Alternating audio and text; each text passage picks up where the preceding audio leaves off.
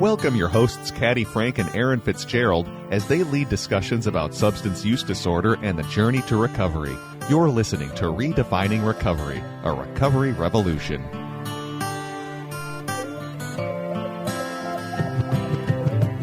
Oh, hello, hello, hello. I was just looking at Aaron a moment ago and saying, wow, I love Redefining Recovery, a recovery revolution.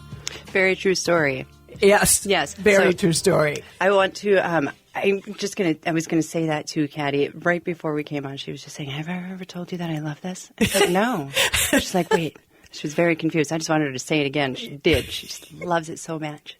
Talk about I just love it. Folks, many shows ago, I said this is a dream come true. Every time I have a conversation with someone about this opportunity that has been dropped upon me personally, us with Aaron and our recovery community, I'm just glowing. Yes. But Aaron, will you please read a few folks that we get to thank for this opportunity? Absolutely. Thank you very much to our generous donors, the Patrick and Amy Butler Family Foundation, Otto Bremer Trust, the Sauer Family Foundation, the Hardenberg Foundation, alongside many other donors, and we like donations, so you may go to minnesotarecovery.org and donate if you really love our show, too. I think that's a fabulous idea. My goodness. We want to always remind people. Mm-hmm. So, Aaron, on this day that seems to be rainy yet again, we are in quite the cascade of the skies falling with raindrops. We just get a little glimpse of sun, and then we get a lot of rain, and back and forth. But what are you feeling? What's right with you today? What's right with me today? There's so many things that are right with me today. Literally, like all the things. But so last night, my little fellow woke up in the middle of the night, right around 2:22, actually. Not that you remember. And not that I looked at the clock or anything, but I did. And he wakes up, and then he does whatever he needs to do and goes directly back to sleep. And I wake up, and 100 thoughts pop into my brain. And so I do not go directly back to sleep. I was up for quite a while. I had some really good thoughts. I took some notes, and then I decided what my next tattoo was going to be. So that's what I'm happy about right now. My goodness. I mean, multitudes of thoughts, and then, next tattoo. Why not have that happen in the wee hours of the middle of the night? Who knows? I don't know. What's right with you, miss? Oh, boy. What's right with me today? Both a little of the good and a little bit of the sad. Dinner with a good friend last night who I've known, let's just say, for decades and decades. And this wonderful human, he is moving to Palm Springs. And last night at the dinner table, there's a waft of sadness that comes over because we've known one another forever. And then there's as he puts it, this is an adventure. And so I have to live in that adventure part with him, not the sadness part. And there's some waffling on this adventure, and it's what it's going to look like. But it would really put me back in where I met him, which was at Powers, which was so long ago for anybody who's been in this town for retail. But all the good times we had. We also had many a happy hour together, which brought us even closer from time to time. But I'm grateful for friendships. And I'm looking at a friend across the table from me right now. Yes, I am. And so I'm just grateful. I'm just really grateful for people in my life. Changing situations, but I'm okay with that. I'm okay with it. Not always okay with it, but I'm okay with it right now. So that's what I got. I love that. Thank you. Yeah. Gratitude. I was just typing to one of my pen pals yesterday about gratitude because I think that for me, when I forget all of the amazing things that I have in my life, or like when I forget where I was 5 years ago, 6 years ago, 7 years ago, sometimes I just get off track with like my vision, right? And it's like at work, I'm usually pretty mindful because that's my job. Yeah. And then oftentimes again, when I'm not being grateful, I leave work and I'm less mindful and I've got a million things going on and I can't focus on them and I forget that other people have lives, and gratitude just keeps me grounded. Yeah, good. Oh, that's really I'm glad. Profound. I love it. You're such a goose. You know what I'm really grateful today? I have loved all the visitors that we've had on our show, but it's kind of nice just to have you and me back together. Yeah. And we're going to talk about a really interesting topic that Erin's like, Hattie, I've got a really great idea for the show today, because it's really important. So bestow upon the listening audience, what are we going to discuss today, my dear?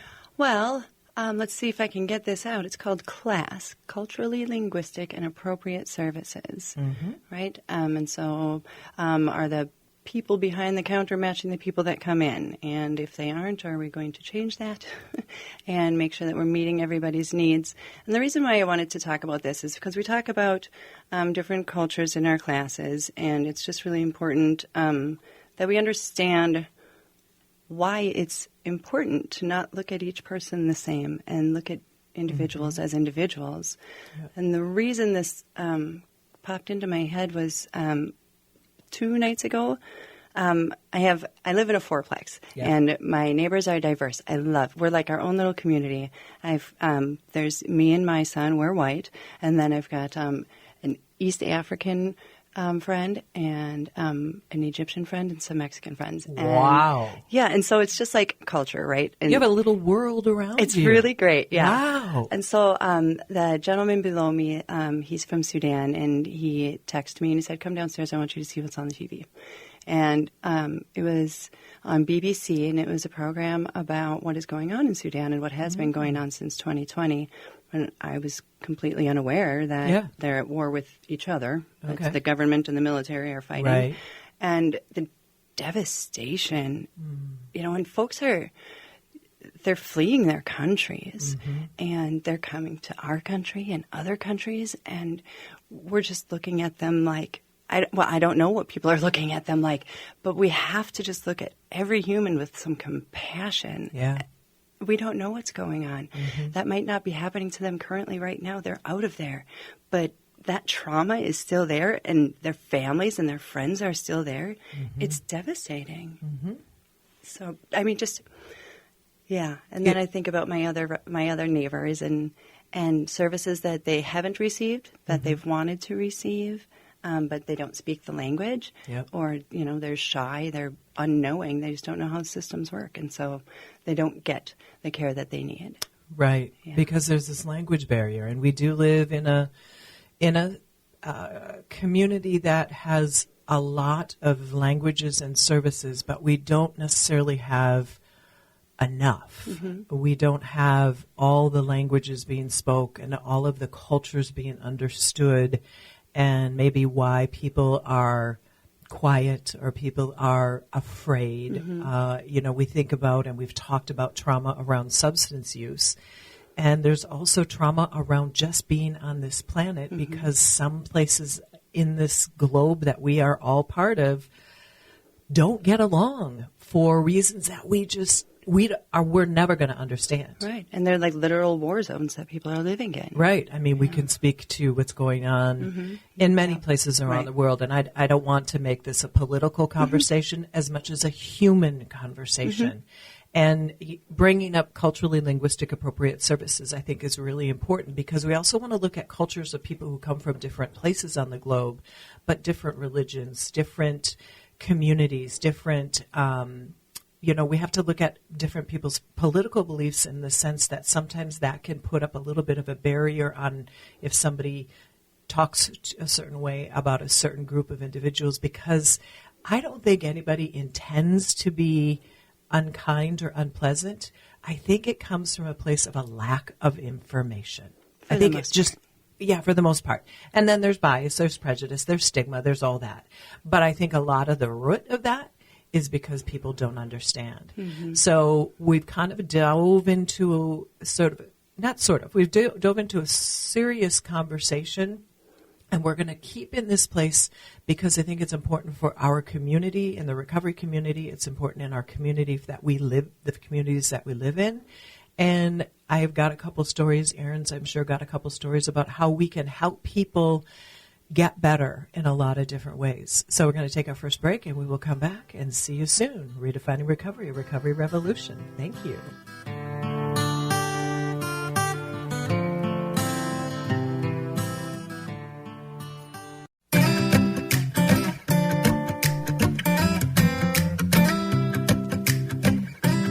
Welcome back to Redefining Recovery, a Recovery Revolution. I'm Erin, and across from me is Miss Caddy Frank, and today we are talking about culturally linguistic and appropriate services.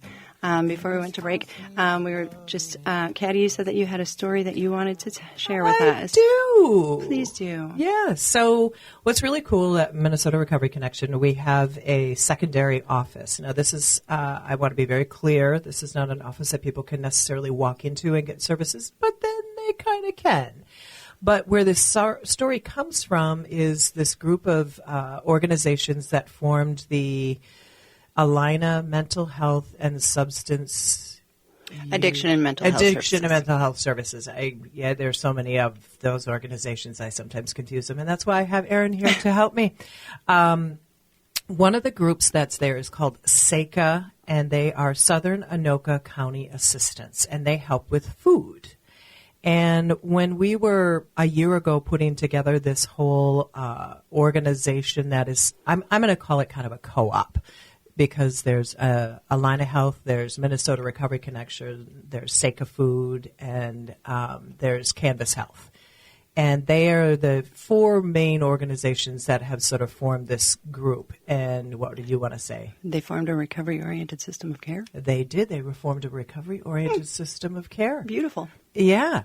Well, and to that point, one of the key components that people can struggle with is food. And particularly if we're talking about those who come to this state and they are coming here because they are fleeing situations around the globe, and they've made their way to Minnesota. And when we were having these initial discussions with the three people that run SACA organization, it's a 3-person plus volunteer organization. So we are talking small and mighty. We talk about that with Minnesota Recovery Connection, but they are truly that. And we're just talking about who are the people that walk in their door, and when we have this food distribution at the location that we're at now, what does that look like? Because they don't have somebody that they can dedicate to that space in the building all the time. And I was like, who is it that comes? And they're like, well, those from South America. And I was like, oh, okay. And I said, what is the main group? And do you know the group that is most coming from South America? Ecuadorians. Ecuadorian, thank you. Mm-hmm. So Ecuadorians and Venezuelans. And Venezuela. See, this is why I have Erin. She helps me. I go to a meeting and she just kind of fills in the blanks. But these are the groups. And to me, I was like, wow, we put everybody kind of into one big bucket of humans. But these are folks that are coming from two entirely different regions of that part of our globe. And they're coming to this state, and they're coming for help, and they're hungry. And the language barrier is real. So they have gotten volunteers that can speak to the individuals. And what's so cool is that people who need help, they just help. Mm-hmm. And they meet them where they're at. And if they struggle with either mental health, or they struggle with substance use disorder, or they're struggling, period, because we have this space in Fridley at the Alina, essentially the Alina Hospital. If anybody knows, it's on Osborne Road. So that's the space that physically is at.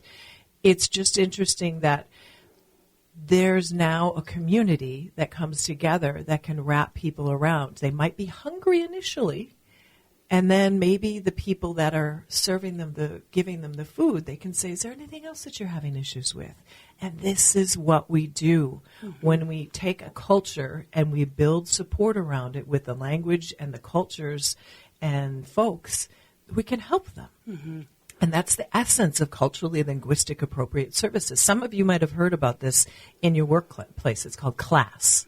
And whenever I say class, like when I'm in my class, they're like, oh, we're in a class. I'm like, well, let me define that a little bit.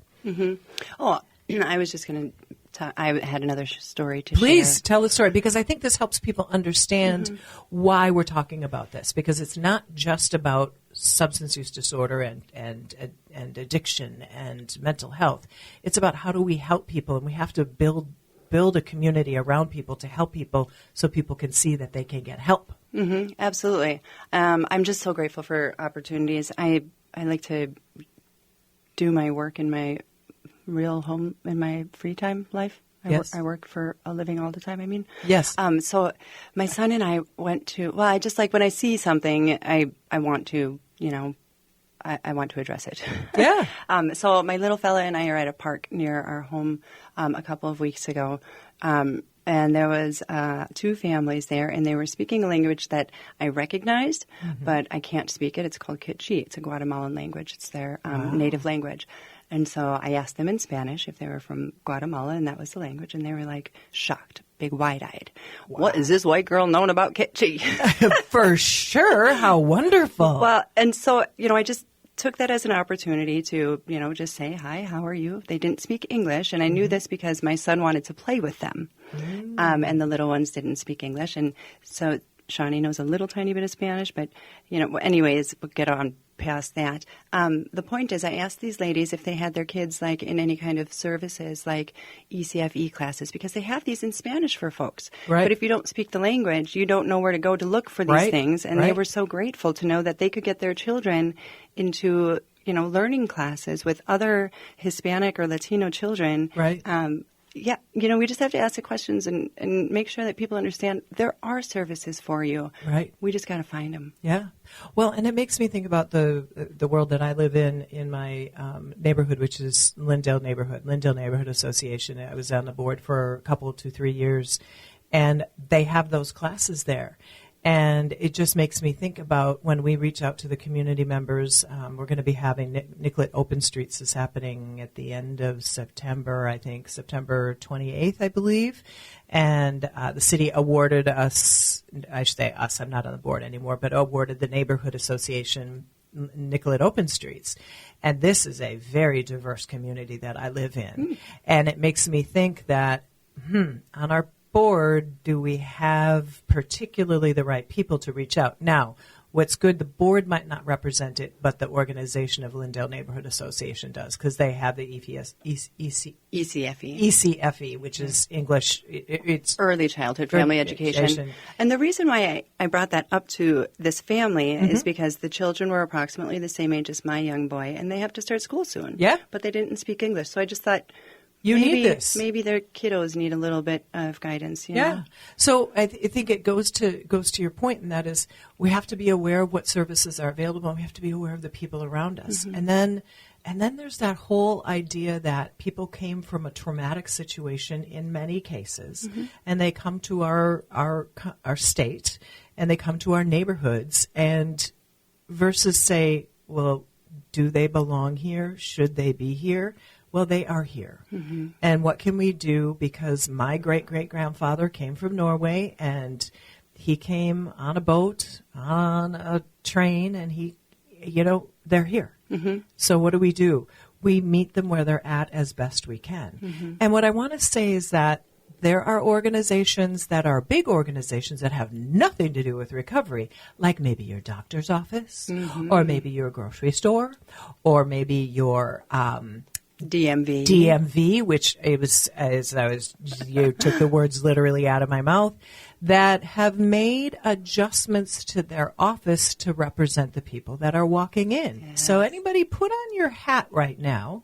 If you've gone into a doctor's office and you see the folks that are sitting there and they tap, tap, tap on their computers, there was a time when it looked very representative of what Minnesota's greater population is, which is Caucasian, white, whatever you want to identify, not a problem. but that isn't necessarily who's walking in the door needing services. And so what we've done is we've literally reflected who's coming in the front door behind the glass, behind the computer screen. And that's where we talk about helping people and meeting people, because I think it's important when we need help, we need to sometimes talk to somebody who might understand us on a whole different level. Right. And that's where the magic is. And we've seen it in our office. Erin, who speaks Spanish, when we are kind of embarking on this bilingual recovery community, I remember the first times, like 6-8 months ago, a couple of male individuals came in and they spoke virtually no English. And I'm like, Erin! And you sat down and I think you kind of mumbled your way through, but all of a sudden we can help somebody. Yeah, and I can tell you exactly how that was, too. I've worked with several gentlemen from the community, and they've all been very grateful. But I knew this was going to happen because I know the culture. They weren't willing to open up to me because I'm a woman, and that's not what they do in their culture. No. And so I worked with them as much as I could and gave them the referrals so that they could speak to other people that they feel more comfortable with. And that's just, I mean, sometimes that's what CLAS looks like. Yeah. Yeah. Yeah, it's okay if somebody recognizes that this isn't a fit, but at least we got somebody to be welcomed. We got somebody to say, okay, this is an okay organization. This is a safe place. It's kind of like what we learned in our conversation with the Twin City Pride about hanging up a rainbow flag. And that is, we can be a safe place where people can come in. And we might not exactly know what to do, but we can navigate. And I think that's the whole part of recovery, is that it's navigating and meeting people where they're at, even ourselves. I mean, I talked about my great friend yesterday, and we were sort of joking about our substance use and our alcohol use back in the day. And sometimes people don't give up their chemicals because it's not something that they can do. And that might be the case with this person, or it might not be the case with this person. But we can still talk about it. We can navigate. We can have a conversation. We can say, what I want you to do is I want you to be healthy and I want you to be happy. Yeah. And walk alongside people. And so when you think about seeing people that maybe look different or sound different, or they don't even, they're scared, they're unfamiliar, they're timid. It's like, is there something I can help you with today? And if they say no English, or they say, it's like, maybe you can open up your phone and you can open up the app that says, let's use a language app. And I want to help you. I want to help you. And then share that with them. And that's how we've helped people in recovery. That's how we help people in our communities. And I just, you mentioned the DMV, and there's a DMV by the state capitol that I go into all the time, mainly because they are so fast. I mean, they are just like, there's like 1,000 people behind the counter, where sometimes at the DMV there's like 2 or 3. Yep. And every single person behind the glass or behind the plastic barrier, it don't look like me. And neither does anybody in the waiting room. Yeah, sometimes I feel like odd girl out. Now, granted, I go there once a year to get my tabs, so it's not like I'm there all the time. So I'm sure, but they're there for a multitude of reasons. Some of it's driver's license, some of it's passport, some of it's this, some of it's that, some of it's a car sold. And I'm just like, this is so beautiful because everybody is served. Yes, good on them.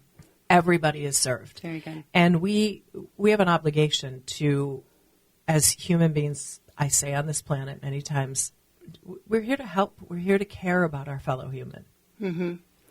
I have 2 quick little stories that I would like to share. Oh, I love it when you tell stories. Thanks. I'm not a very good storyteller, but I beg to differ. So the first one, I'm telling you, my life. On Sunday afternoon, I was driving to pick up my little fella, and it was a very hot day, super hot. And I saw 3 young individuals walking down the street, each carrying multiple bags, right? And so I stopped and I said, "Can I give you a ride somewhere?"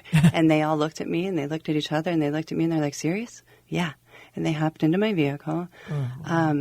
And they were really grateful. And I just started talking to them. And 2 of them were Native American. One was from Red Lake. And I just was like, I love your community. So the moral of the story is I asked them what kind of resources. Well, I asked them if they needed resources, folks. Right. And I told them what I do. And I gave them my cards. And the young girl, she's Native American, and she didn't really look at me. And I handed her my card, and I said, my name is Erin, but if you call and ask for Katrina, she's a Native American woman. And she looked at me in the eyes, and she gave me a smile, and she said, thank you. Because she knew that she could trust that woman. Yep. She knew that I was there to help her, and that I care. Mm-hmm. That was evident. Yep. But she didn't trust that I would give her the kind of care that she needed, that somebody would give to her, specific for that. For her culture, for her culture, yeah. And that's like the perfect hand to toss, to wave, to give to someone that is. I might not be a person, but I do know people. Yeah. I mean what a beautiful story! What a beautiful story! Because now all of a sudden, this girl who didn't want to look you in the eyes goes, maybe I don't have to be as reluctant, afraid. Fearful, all those things of somebody that looks like Erin, right? Because Erin she said really nice. She cares so much about me. She gave me to somebody else that'll help me. Yeah, exactly. Because you were the connector. You were that person in between that gave her something. Well, and I don't know if she's reached out, but I sure hope so. But if she does, great. But if she doesn't, that exchange was exactly what we need to do with people, which is we need to say, I'm here, but if it's not me, I know people. Mm-hmm. And you are a resource, we call that resource brokers extraordinaire. And, we all do our own resourcing in all kinds of different ways when we're in this caring place about giving people, helping people walk a road to either better health, better food sources, helping them with their substance use disorder problems, having questions about substance use disorder. I've got another friend, I sort of mentioned it in a couple shows ago, that has a young person who's really struggling, but the people around this young person they don't know how to navigate. And I'm like, you can just come talk to me, but they're afraid to talk to me. But there's this friend in between that says, this is a safe person. You might not understand, you might not like, you might not sort of follow what she says, but you can trust this person. And there happens to be a culture that is involved in this, and I'm just going to leave it there. But, it's that middle person that can say, you can give this a try if you choose. Mm-hmm. And it's magical. It's magical when we can help connect people. Mm-hmm. And I mean, that's what we do in our recovery world. Yeah. Speaking of our recovery world, I'd like to just touch on like Premier Paso and Northfield. Okay. Because Northfield saw a change in their population and people that they needed to serve, right? That's a smaller town, southern Minnesota, and predominantly white folks. And they have a population of Hispanic people now. Yep. And so now MRC has gotten to partner up with Premier Paso in their treatment services for the Latino community. And it's fabulous because they've given the community what they need. Yeah, exactly. Well, interestingly enough, similar area. I won't name the town because I don't want somebody to feel like I'm outed them. But similar in the African American culture, where there's a limited population of individuals that are African American, Black, however people want to identify, and there aren't many folks that understand recovery there, but there's a couple people that do. And so when people get knowledge, and this individual took a class with Minnesota Recovery Connection, took our peer recovery specialist training, and just feels as though they can help somebody and meet them where they're at, because a white culture and a Black culture, we can have a lot in common, but we have a lot of differences. Mm-hmm. And that's not a bad thing. We're just different. Yeah. And that's okay. And so sometimes we have to say, here, let me connect the dots. Mm-hmm. I've got a person, that might be able to help you. You always have me as a resource, but if you want to go to this person first and then understand we've got we got PEEPs. Yes. We have CLAS. We have culturally linguistic appropriate services. We have the ability to tie people together who need the people that will help them. And if we don't connect people, then getting better is hard because people need other people. We've learned that. There were 2 people in a class that I had who wanted to be islands in their recovery. I can do this myself. I can get better. I can manage this. And after they were done in the class, they're like, I wasn't doing so well. I did not do that the way I thought I could. And now I have people that can help me. Yes. It's that connection. I love that. I like to talk about in our class, I just like to mention it because it's so simple, the golden rule. Yeah. Treat others like you would like to be treated. That's what most people are taught I've growing learned. up, right? Yeah. Like, treat others like you like to be treated. But when we're speaking about CLAS, we use the platinum rule, right? Treat others the way they want to be treated. Right. Right, and that's why it's important. If you understand somebody's culture, you can treat them a certain way, but really getting folks that really represent that community would be the ideal Can make all the situation. difference, yeah. And I think one of the things we talk about when we talk about this and that is there's the statement that treat everybody the same. You know, same idea of what you just said, treat everybody the same. Well, if you treat everybody the same, they don't equally, yeah. That you're not meeting their needs. So we have to look at that equitably. And then we also say, it's been said, well, I just don't see color because I want everybody, you know, I'm blind to that. Yeah, I see everyone the same. I'm blind to color. I just see them as humans. And that's great because first of all, they are humans, generally speaking. But if you don't see the color, and I don't necessarily mean color of skin, just the culture of someone, you're not seeing them completely. You're not giving them an opportunity to unfold in front of you. And I think that was amazing learning that I had years ago when I was working with Dieter Hawkins. I've mentioned her before. She's down in Atlanta, both in Partners. Might be taking a class with her today, actually, and online. And if we don't see somebody's color, we're not seeing them completely. Yeah. And understand color, like I said, doesn't necessarily mean color of skin. It means who they are. We need to let people unfold in front of us because when they begin to say that, you know what, I trust you and I'm really glad you're here, Caddy, at Minnesota Recovery Connection, but I would really like to work with somebody, blah, blah, blah. And I'm like, great. It could just be gender for all intents and purposes. You know, I could meet a gentleman and he's like, I just need a male because I'll feel more comfortable like you encountered with the Hispanic men that you were working with because culturally they don't unfold in front of folks. It's happened with the Somali community as well. Some of the men aren't comfortable working with the women because culturally that's not part of it and vice versa with the women. And then so we just have to adapt and understand that we all don't just get along, but we can move along with someone. Absolutely. And make those connections in there. So you've got to have one more story. One more story. Yeah. Oh, gosh. Let me see. Who have I worked with recently? What have I done? Where have I gone? I don't know. Well, let's talk about what we're doing at Avivo. Oh, yeah. Awesome. Yeah. So Avivo is Avivo Village, I should say. Yeah. Avivo Village is a shelter with low barriers. So, folks, it's like a harm reduction housing, basically. And remember, folks, harm reduction, just to educate the community, harm reduction is we meet people where they're at if they are using substances, as long as they're using substances in a way that's safe or they have the materials they need so that people can stay alive long enough to find their journey in their recovery if they see it that way. So just want to give people a reminder. Yeah, thank you. Well, so they have a high population of Native Americans that are there. The unhoused population in Minnesota is mostly Native Americans, actually. So we recently just started utilizing one of our peers, George Green, who is from that community, and man, are they just receptive to him.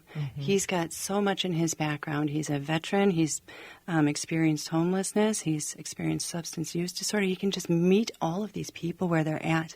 And I tell you what, when I'm sitting at the table next to him, they ignore the heck out of me. And that's fine by me. Totally. They know I care. There's some white folks in there, too, and other people that'll talk to me. But when they see him, they connect with him. He connects with them because he truly understands. I can empathize, but I don't understand. I don't feel. I haven't experienced that. We don't have that lived experience. Right. And connecting the dots of people who have both the same lived experience, but that is the beauty of peer recovery services, what we do, and that is when you struggle with substance use disorder, when you struggle with addiction, if you can talk to somebody that has been in that same space, you can find some common threads and some denominators. And so sometimes you can help break down the self-unsuredness in walking in a space of recovery just because it's like, yeah, I've been there too. Yeah, I've had that happen. You know, it's amazing once you share a little bit, if we open up and we give somebody the opportunity to unfold in front of us and we become vulnerable. Vulnerability is the key. So we're going to come back from this next break and we're going to conclude this incredible conversation. Excellent. See you back here. Minnesota Recovery Connections production of Redefining Recovery, Recovery Revolution. Wow! This guitar needs 6 strings, 'cause without it there's no song. And this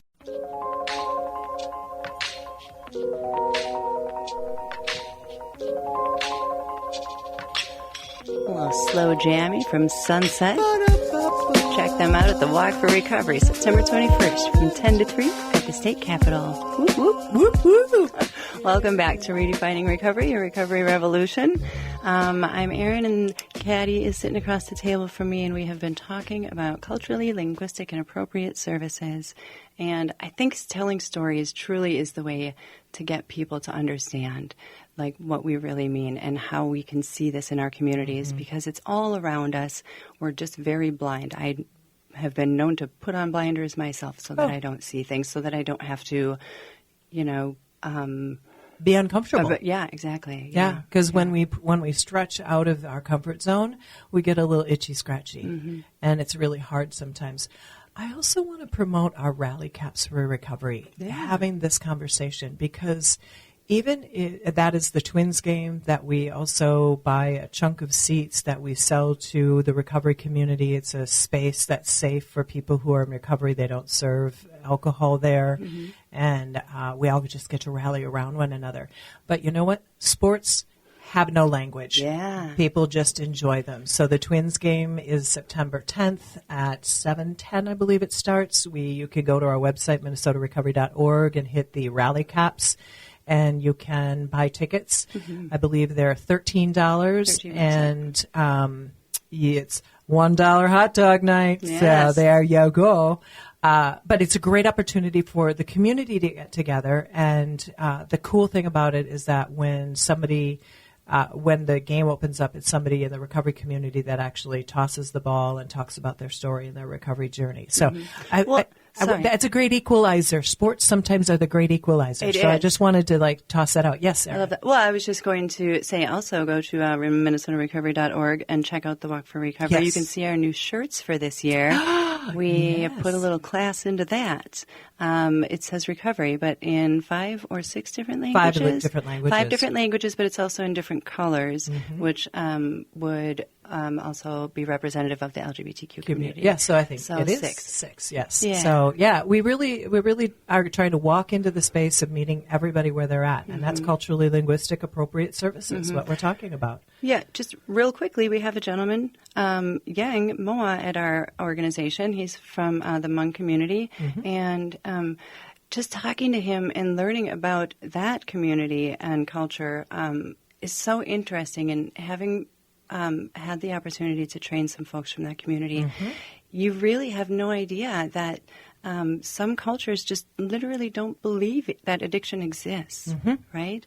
And yeah, it's somebody else's disease, and I can't walk into that community and say no, it does. Let me tell you all the ways. It has to be somebody like Yang, who has walked through this and come out on this side, and he says, "No, my people, my elders, I love you. This is the truth." Right, Yeah. right. He's told many stories. He's told me a couple of stories about truly the elders in the community, and then you think about the Somali community, the elders in the community, and there is just a reluctance to understand, or there's potentially some religious, there's some many cultural, shame. and you know, there's shame on a family, there's shame in a community, there's shame in a lot of places when somebody kind of goes sideways with their chemical use. And what we need to do is we need to just help probably the generation that is receptive to this to help sort of inform the next generation. Yeah. And it doesn't always work, but if we can help save some lives of the generation that is truly struggling, particularly with the opioid epidemic that we have going on in our world right now, and it's just about communication. And what I love about why Sienna. Why coming to our organization and his wife Sienna is that our volunteers now are representing that community, and a couple of classmates are also coming in, and which means that there's an understanding happening. And even if somebody doesn't become a peer recovery specialist, which I just love if they do, but if they don't, they have a new language. We've talked about language. They have a new understanding of meeting people where they're at, have an understanding that it doesn't have to be someone who looks like you or me that can help them. It can be themselves. They actually have the ability, because we've given them the opportunity that telling your story is not a negative. It can actually be powerful to help somebody say, oh, me too, in whatever language they speak to in. And it's like all it takes is somebody being, like I said earlier, vulnerable and having a willingness to say, I really just want you to be okay, because I think I can see the pain, because I've seen the pain in the mirror when I look at myself. So is there something I can do to help you? Not you should do this and you should do that, and this is what I did, so follow my path. It really is the whole belief behind peer recovery services, and that is we've walked in a path of shame, destruction, fear. I could go on for miles on how I felt about myself. Yeah. But when I see that in somebody else's face, all I want to do is give them Just lift them up. Give them the compassion to say, oh, I'm so sorry that you've lived through this, but what can we do? Yeah, I'm glad that you've made it through. Yeah, and that is like the beauty of what we do. And so when we talk about meeting people where they're at, when we talk about ROSC, Recovery-Oriented System of Care, it's wrapping services around people. It's wrapping community around them. It's wrapping love around them. We've said it millions of times. One of the stories that I learned from Dietrich Hawkins and Clyde Lloyd, who is another trainer that I just adore. I adore both of them. They're just fantastic humans. Again, Dietrich is one of the trainers that teaches cultural awareness, cultural humility, cultural competency. And Clyde was in the class, and we're talking about meeting people where they're at. And the story goes that he was called to a sober living house, recovery housing, and there was an individual, a man who wouldn't shower. And I don't know whether he was African American, because Clyde is African American, or if it was because they were in a substance use space and Clyde has overcome his substance use disorder. But they're like, dude won't take a shower. Clyde, you're our last ditch hope for this guy. And Clyde's like, what's going on? They're like, we're ready to pack his bags. Literally, we got the garbage bags here. He's smelly. He's funky. We got to get him out of this house. Clyde's like, okay. Let me get upstairs. Let me talk to the dude. So he goes upstairs and he talks to the guy, gone for a while, comes down. And the guys in the house are like, okay, here are the bags. Let's get him out of here. Clyde's like, did you ask him why he didn't want to take a shower? Right. And he's like, no, just take a shower. You stink. And Clyde's like, he had experiences in the shower at a time in his life. So here's where trauma comes in. Here's where fear comes in. Here comes the shoulds that we put on people. Yeah. And he had a bad experience in the shower. He's upstairs in the tub with the rubber ducky, just having a ball, getting as clean as a whistle. Yes.